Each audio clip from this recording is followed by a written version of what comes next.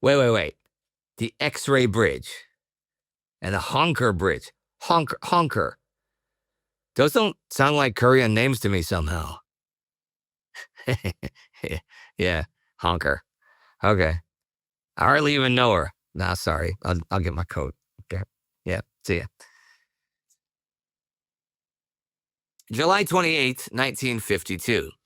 2 weeks ago, the U.S. Republican Party chose Dwight Eisenhower, as their candidate for president in this fall's election. And this week, the Democrats choose theirs.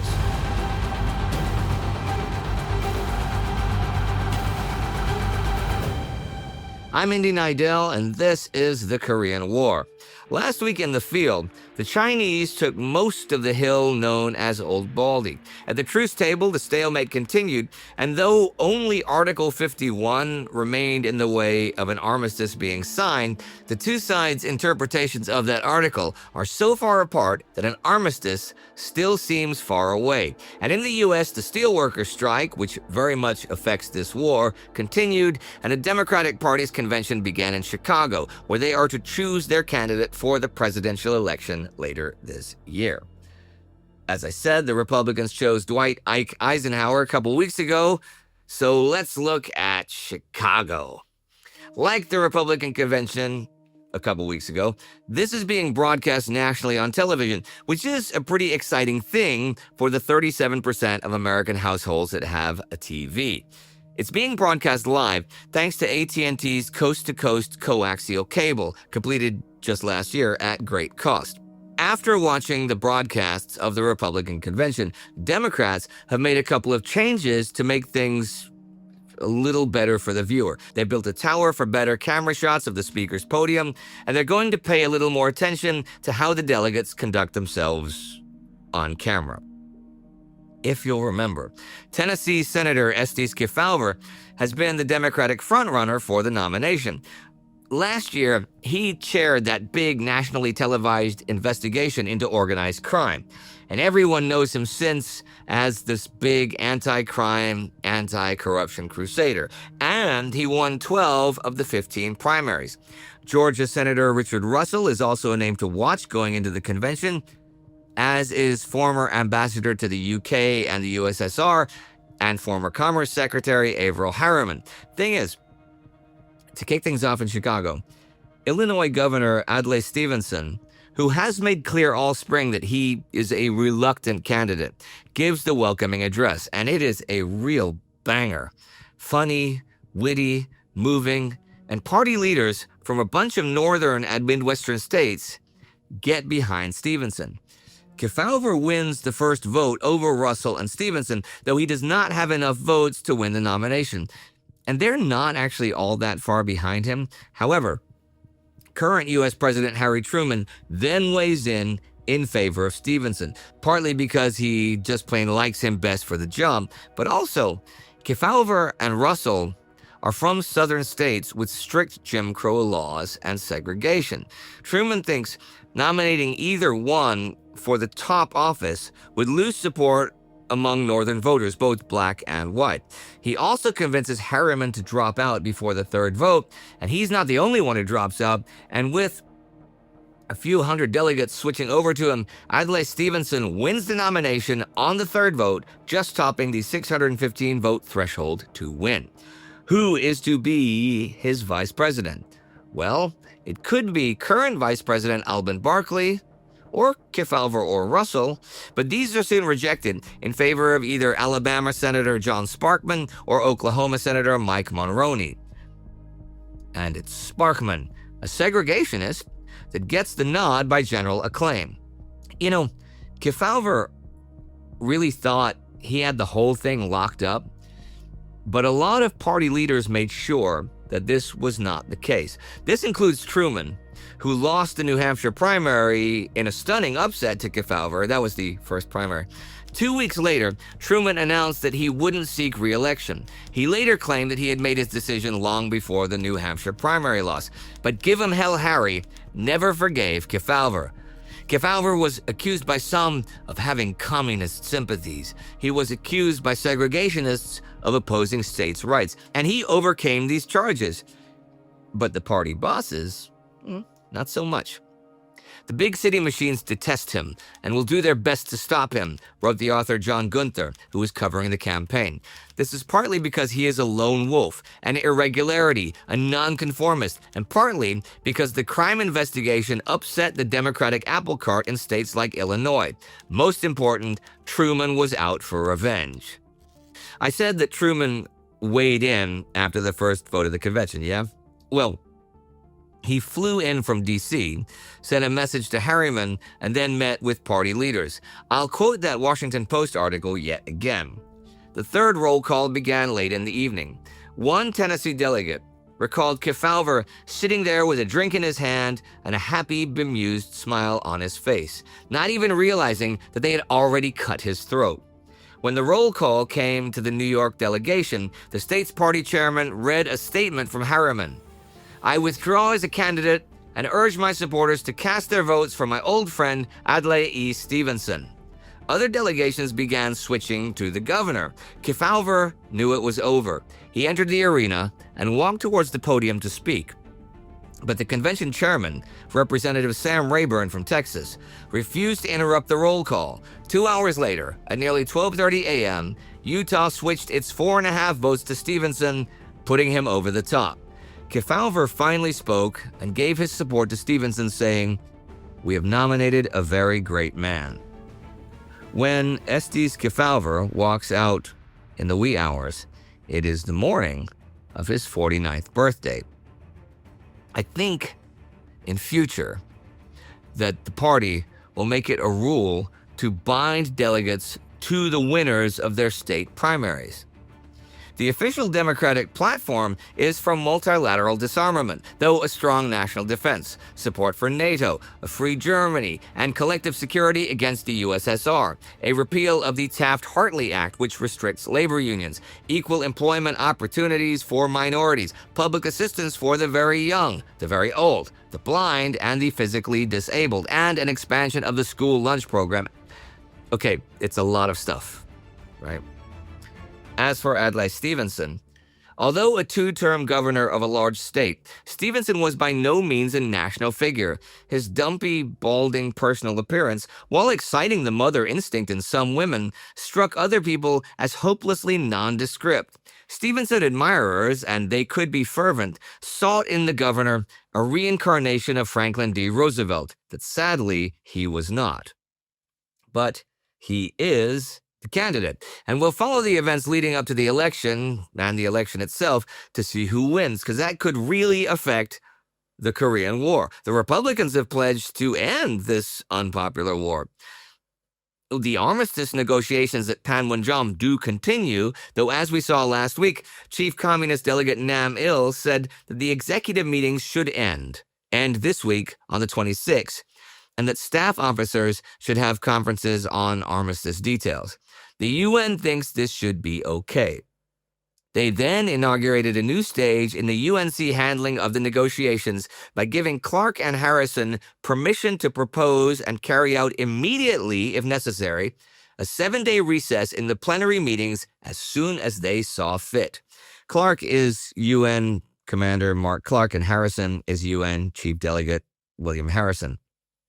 On the 26th, Harrison tells the communists that, okay, the staff officer meetings can begin again, but the plenary session is taking a 7-day recess. Nam, as predicted, opposes the break in the high-level discussions, but Harrison has this to say. In these meetings, we have been restrained in our statements and have tried to be accurately factual. Your statements, on the other hand, have demonstrated utter hypocrisy. You have said we want to retain your personnel. What we know, and what the world knows as a fact, is that those prisoners are afraid to be returned as slaves to the tender mercies of communist control. You have said we violate the Geneva Convention, a covenant intended to protect the rights of individual human beings, not the tyranny of totalitarian rulers. Probably no government or armies have more consistently ignored or violated the Geneva Convention than you have.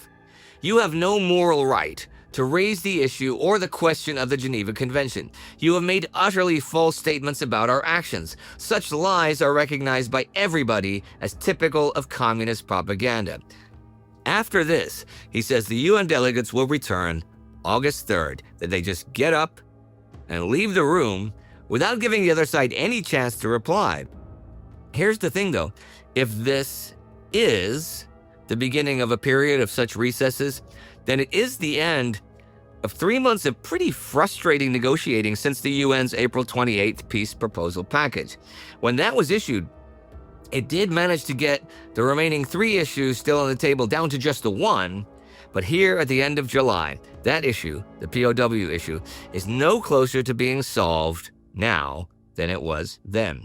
The talks have been going on for over a year altogether now, and the 800 or so hours of meetings have produced over 2 million words of discussions. But you have to keep in mind, even though each side has kind of boxed itself into its current position, and that really limits negotiations, the search for a solution has to continue because the pressure to end the war keeps growing as the casualty lists mount and the stalemate continues. Although the weather prevents most actual fighting from happening this week. I mentioned last week when talking about the battle for Old Baldy that heavy rains began, and they continue this week, turning the battlefield into a swamp. In fact, torrential downpours continue for 6 days, flooding local streams and rivers, and by the end of the 6 days of biblical rains, landslides are even washing away roads. So resupply is now a huge obstacle for both sides, and tactical operations have by necessity come to a standstill. It's not just around Old Baldy that the rain is doing serious damage. In the First Corps sector, the decking on the Widgeon Bridge is underwater. The Honker Bridge is removed to keep it from being washed away. The X-Ray Bridge is washed away, and Herculean efforts are being undertaken to save the Freedom Gate Bridge. As of the beginning of this week, UN Command estimates losses at Old Baldy and comes up with 39 of their own killed, 234 wounded, and 84 missing, for 1,093 overall enemy casualties. When you think of the amount of artillery here and how intense the fighting has been at times, these are not especially high numbers. But you can kind of see why Mark Clark is concerned about the casualties taken for literally just one more hill. The rains have let up, and we'll see what happens next week. Aside from being wet, a lot of North Korea is still without power. The big aerial bombing campaign against the North Korean hydroelectric complex, which knocked out power in much of the country, and the massive bombing of the northern capital Pyongyang were headline news around the world, and were fairly spectacular, but they were not the only aerial campaigns launched this summer. Mark Clark gave the Air Force and the Navy the go to step up the pace of bombings, and they have. Just this week, for example, 63 B-29s launch what is the biggest single target raid of the war so far against the Oriental Light Metals Company, which works with aluminum alloys and is close to the Yalu River, and they do pretty serious damage. Yesterday, the 27th, and today, the 28th, naval aircraft from carriers Bonhomme Richard and Princeton hit a lead and zinc mine at Sindok and a magnesite plant at Kitchu. It's funny, this summer, the UN planes have been hitting targets closer and closer to the Yalu River, the border with China. And the Chinese have an awful lot of fighter jets just across that border, but the communist air power is sometimes conspicuous because of its absence. The vast majority of UN plane losses these days are from anti-aircraft guns. And even though, as the bombing of North Korean industrial targets grows in July and then grows again in August, enemy planes are sighted more often, they're usually disinclined to actually fight. But one fight comes to its end this week in the United States. The U.S. Steelworkers Union strike. On the 23rd, the New York Times writes that the Army's largest shell-making plant has shut down because of a lack of steel. This is too much for President Truman. So that evening, he orders the union and the steelmakers to meet at the White House the next day to settle this whole thing. At 10 a.m. the 24th, Ben Fairless, president of U.S. Steel, and Philip Murray, president of the Steelworkers Union, USWA, and the CIO, the Congress of Industrial Organization, step into the Oval Office. Truman then tells them the strike is crippling the war effort in Korea. According to Time magazine, the president then told Fairless, "You can settle this thing, Ben, and you've got to settle it. I want it settled by tomorrow morning, or I will have some things to say that you won't like to hear, and I will have to do some things you won't like." Fairless started in surprise. Truman then turned to Murray and said, "Phil, you've got to settle this thing too. Now go on in there in the cabinet room, and I want you to come out with a settlement." So the two go into the cabinet room, and at 4:45 that afternoon, they tell Truman they have reached an agreement. The terms are close to the same offered by the union at the start of the strike. The steelworkers get 16 cents an hour more in wages and 6 cents an hour more in benefits, which is a cent lower than the Wage Stabilization Board recommended, but way higher than the employers had ever offered, at least in public. As for the union shop, the workers get their way here. New employees are required to join the union, but can leave it between the 15th and 30th day after being employed, but they expect few to do so. This is the first time the workers have won the union shop in the steel industry, and union leaders see the whole thing as a pretty big win. What was the economic cost of the strike, you ask? Well, it was substantial. $4 billion of economic output lost. If for some reason you wanted to look 74 years into the future and see what that might be in 2026 dollars, it would be nearly 50 billion of them. 1.5 million people were unemployed, at least temporarily, and overall industrial output has dropped to below 1949 levels when the U.S. was not at active war. 90% of steel production for 2 months was lost. That's like 19 million tons of steel. A full 80% of the U.S. small defense contractors have closed down.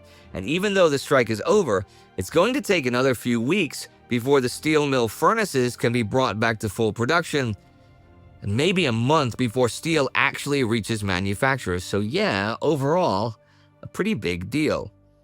And a couple of other fairly big deals in administration and politics in Korea. Today, July 28, South Korean President Syngman ends the state of martial law in the Busan area, which has been in place for many weeks now, and the imprisoned National Assembly members have all been released. The South Korean presidential election is scheduled for August 5th.